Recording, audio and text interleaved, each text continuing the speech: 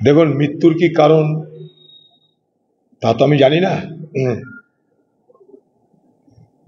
আন্দোলন করছে ডাক্তাররা, সেই আন্দোলনকে সমর্থন নিশ্চয়ই করি, মনে প্রাণে করি, আন্তরিকভাবে করি। কিন্তু যারা আজকে ডাক্তারদেরকে পরামর্শ দিচ্ছেন, তাদের তো উচিত এই সরকারের স্বাস্থ্যমন্ত্রী, এই সরকারের পুলিশ মন্ত্রী একবার আন্দোলনকারী ডাক্তারদের সঙ্গে আলোচনায় বসুন, তাদের সুবিধা অসুবিধা, ভালো মন্দ, তাদের নিরাপত্তা জানিয়ে তারা অভিযোগ করছেন, সেই অভিযোগগুলো তো শোনার দরকার স্বাস্থ্যমন্ত্রীর বা মুখ্যমন্ত্রীর।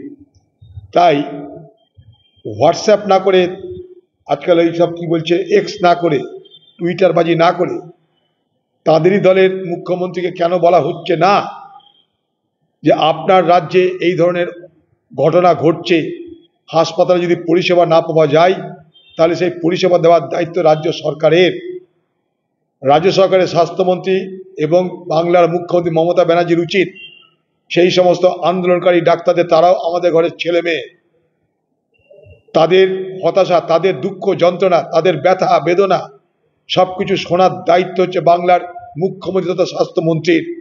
সেটা করতে তার এত বাধা কিসের? তিনি এত অহংকারে ভুগছেন কেন? বাংলার মুখ্যমন্ত্রী, আপনি মনে রাখবেন, নির্বাচিত জনপ্রতিনিধি। আপনি ডিভাইন পাওয়ারে এখানে আসেননি, আপনি দৈব আদেশ এখানটায় আসেননি, মানুষ আপনাকে ভোটে খাড়া করে পাশ করিয়েছে। আপনার এত অহংকার, এত দেমাগ কেন যে আন্দোলন ডাক্তারদের সঙ্গে আলোচনা করার প্রয়োজন মনে করছেন না? ঘুরিয়ে ফিরিয়ে সব দোষ ডাক্তারদের ঘাড়ে চাপানোর চেষ্টা করলে বাংলার মানুষ তা মানবে না। আপনার স্বাস্থ্যসাথী কার্ড আছে, সেই স্বাস্থ্যসাথী কার্ডের মাধ্যমে প্রাইভেট নার্সিংহোমে সবাইকে টাকা দিয়ে চিকিৎসা করানোর ব্যবস্থা করুন, কারণ সব কিছু হচ্ছে আপনার জন্যে। আপনি আরও টাকা বরাদ্দ করুন স্বাস্থ্যসাথী প্রকল্পে, আপনার স্বাস্থ্যসাথী প্রকল্পে আরও টাকা বরাদ্দ করুন, যাতে গরিব মানুষ, যাদের যদি আপনার মনে হয় চিকিৎসা করার সুযোগ পাচ্ছে না, হাসপাতালের আন্দোলনের জন্য প্রাইভেট নার্সিংহোম তো খোলা আছে, প্রাইভেট হসপিটাল তো খোলা আছে, আপনার স্বাস্থ্যসাথী প্রকল্পের টাকা আরও বরাদ্দ বাড়িয়ে দিন। আপনি জ্ঞান দেবেন না আপনারা ওই এক্সে, হোয়াটসঅ্যাপে, জ্ঞান না দিয়ে সেই সমস্ত আন্দোলনকারীদের সঙ্গে এ বাংলার খোকা বাবু যিনি লেকচার মারছেন, একবার কি দেখা করার প্রয়োজন মনে করেছেন? আলোচনা করার প্রয়োজন মনে করেছেন? তাদের সঙ্গে তাদের ভিউ এক্সচেঞ্জ করেছেন?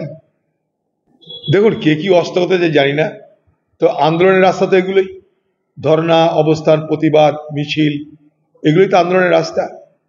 বাংলার মুখ্যমন্ত্রী আমাদেরকে তো এটাই শিখিয়েছেন, আর কি রাস্তা আছে জানা নাই আমার। মানুষ তো আন্দোলন করবেই, ধর্ণা দেবেই। কেন দিচ্ছে আন্দোলন? এই কেন দিচ্ছে ধর্ণা, কেন দিচ্ছে, কেন করছে আন্দোলন?